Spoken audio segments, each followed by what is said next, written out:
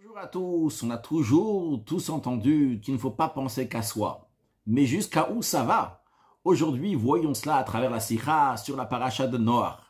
Le rabbi nous dit que le déluge est appelé Noach, les eaux de Noé. A priori, c'est incompréhensible. Pourquoi le déluge est appelé Noach? Noach n'était pas fautif qu'il y ait eu le déluge. Noach était un tzaddik, un tamim, un pieux, intègre.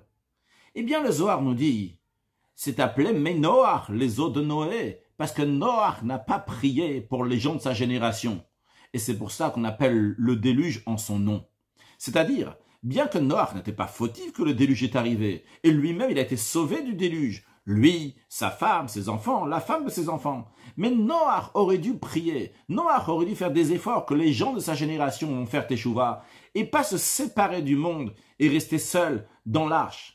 Lorsqu'il s'est mis seul dans l'arche, bien qu'il a fait ça parce que Dieu avait ordonné de le faire, Dieu lui a dit « Bo et la teva, rentre dans l'arche ». Mais vu qu'il n'a pas prié pour eux, il ne s'est pas efforcé pour les gens de la génération, eh bien, il est dit à propos de Noach, cette expression qui est très dure, que les eaux du déluge sont appelées Noach, les eaux de Noé, le déluge est lié à lui. Et de là l'enseignement pour chacun, que même lorsqu'il est tzaddik, tamim, il est pieux, il est intègre, si il se sépare, il est seul, et même s'il fait ça parce que Dieu lui a dit de rentrer dans l'arche, mais s'il ne pense pas à la génération, eh bien comme Noach, bien qu'il était tzaddik, qu'il était tamim, il était pieux, intègre, et c'est arrivé avant le don de la Torah, l'histoire de Noach.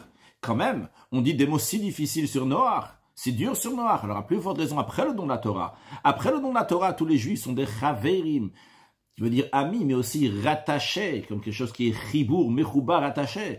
Et Israël arrive, il nous est basé, le peuple juif est garant l'un de l'autre. Eh bien, chacun doit penser à propos de toute la génération, de sauver la génération, de protéger la génération, avant même qu'ils sont des Baal et Tchouva, qu'ils ont fait Teshuvah. Et après cela, la Tavabit Tchouva, les faire ramener à Teshuvah. Un homme ne doit pas se contenter de ce qu'il fait pour lui-même, mais il doit faire aussi pour l'autre. Après, les conséquences, s'il va réussir ou pas, c'est pas son affaire. Lui, il doit faire ce que Dieu lui a demandé de faire, c'est d'aider d'autres personnes aussi.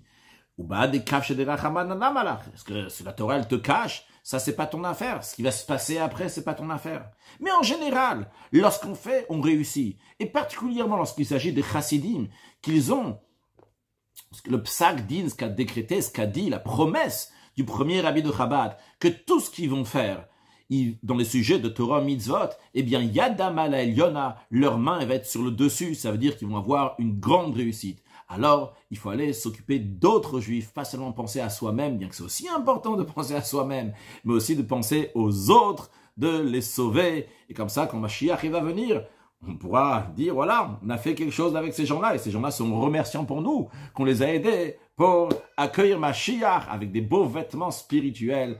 Une excellente journée.